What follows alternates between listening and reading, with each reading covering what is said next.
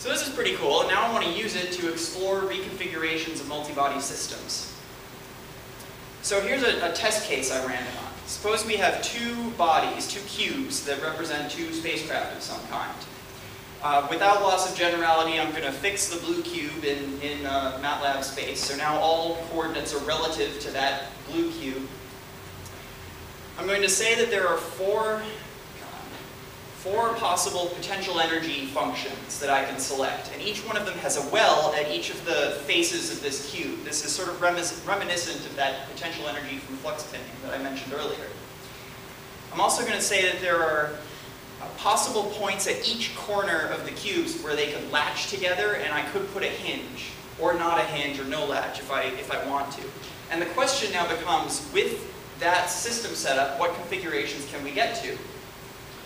So with this algorithm and these simulation tools, so this is using quirk bodies and going through, it's just a brute force enumeration. We start at that configuration and we check every combination of potential energy and joint layout that we can reach from that configuration, simulate them, and we identify three different kinds of transitions. There are the trivial transitions where the system doesn't move anywhere beyond where it started.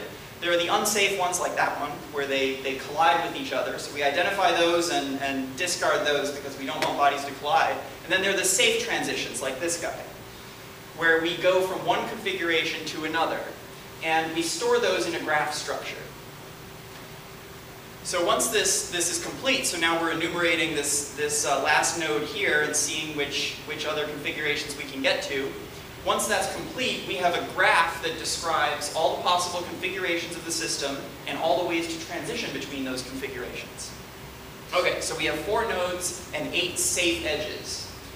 And here they are. So it's a simple graph, and each of the nodes represents one of these configurations. Let me mention that these aren't just rotations of the same configuration. This is actually, the red guy is on different faces of the blue cube, right? And each of these yellow lines is a set of joints, hinges, and the potential energy that causes the transition from one node to the other. So we end up with maneuvers that look kind of like this. We have the red guy walking all around the faces of the blue cube. What's neat about this is that the control sequence that, imagine these are vehicles, the control sequence that causes these transitions and takes it through these maneuvers consists of just set the joints to this set the potential energy to this, so energize some magnets, and then just wait till we latch up at the face of the cube. And then set the joints to a new configuration, set the potential energy to some other function, energize some new magnets, wait for the latch up again.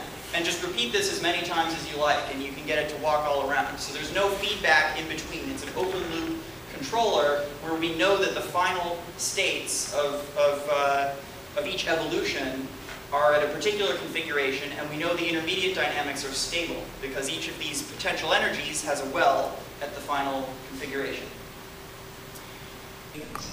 So these green lines represent transitions that have, the transitions that use a potential energy that tends to sort of stretch the bodies out, like gravity gradient might. And with those, we can get to a configuration like this, where instruments on the modules might be pointing down at the planet surface in a way that lets you get sort of wide-angle context images. Do it again with a new set of kinematics, and we can sort of stretch the modules all the way out. Maybe this is for rastering images across the surface, or taking 3D images, anaglyphs, as we go along. And then the red transitions represent a potential energy that the spacecraft generates itself. So these are potential energies that tend to pull things back together again, and we can now transition to certain configurations and then back again. So there are cycles, say here. Here's an example of how a mission like this might use power. And this is qualitative, so there aren't any numbers on the graph. But what we see is that starting from the transit configuration and going to the wide-angle set, this configuration. Come on, play it again.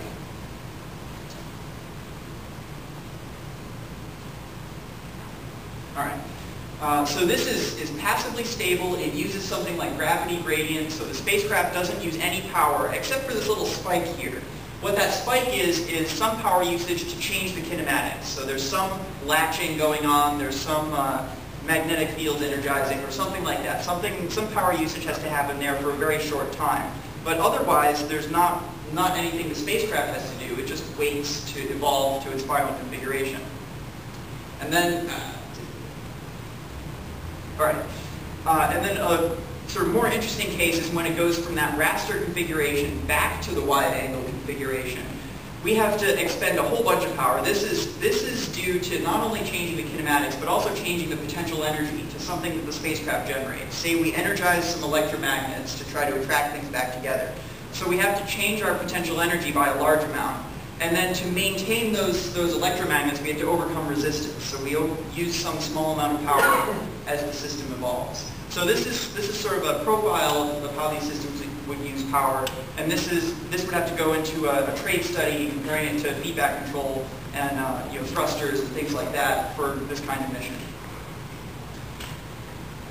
So let me wrap up first by going over what I think are the advantages of this particular algorithm. I think that what's neat about it is that we can compute everything offline. Right? We can do everything on the ground just knowing the layout of the bodies in the spacecraft.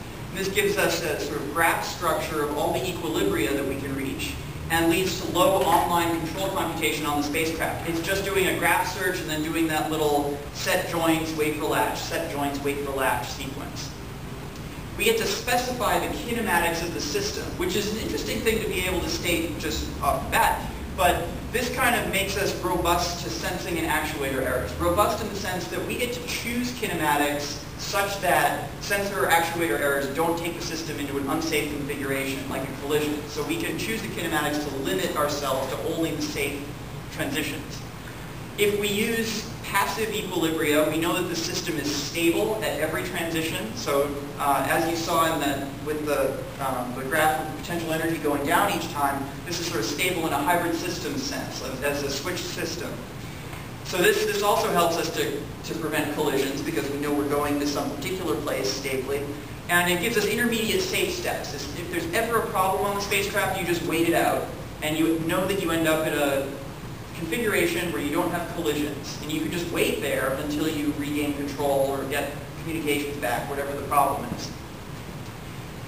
And then this is optional, but if we can use ambient force fields from the space environment, as I mentioned before, magnetism, gravity, things like that, then we can get not only passively stable dynamics, but very low control actuation, because we don't have to use feedback and actuators to drive the reconfiguration. We take advantage of the natural forces that are out there to do the driving for us, and we use the kinematics to control it. So I contend that our kinematic reconfiguration concept offers some advantageous behaviors over feedback-based methods. We've developed some MATLAB tools that allow controlled simulation of multi-body systems in MATLAB with full access to states and constraints and things like that. And our simulation algorithm, as I've shown with our little as the example of those red and blue cubes, we've successfully identified the reconfiguration graphs of systems and shown how you can use that in simulation to drive them around to different configurations.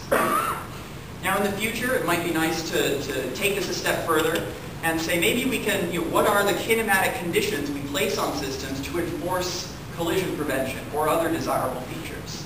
We'd like to perform some numerical studies on robustness to imperfect system knowledge, such as inertia matrices. What if those are a little off? What if disturbance torques in the space environment are a little different than we expect?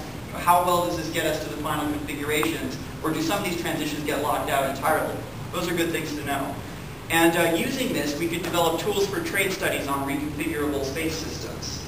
And what's interesting is that for systems that are even more complex, so with those cubes and then the little planetary imaging mission concept, it's pretty easy to look at those and intuitively figure out where they can go. But for a more complex system, that might not be obvious. So this is a sort of simulation tool that would let us enumerate all the configurations it can get to, and then look at those configurations and say, okay, what is that functionally capable of? We might find behaviors that we didn't expect from some existing space system. So just to wrap up, I'd like to thank my fellow grad students, Laura and William from Cornell. They've done a lot of work on related projects, this reconfiguration stuff and the flux pinning work. And Professor Ras Kreskazit has been advising me on hybrid systems in this context, and Mason Peck, my research advisor, for all of his help and support. So So that's all for my presentation, and if you want to hear more about this or find that multi-body dynamics toolbox or any of the flux pinning stuff, I'll direct you to our website. Thank you.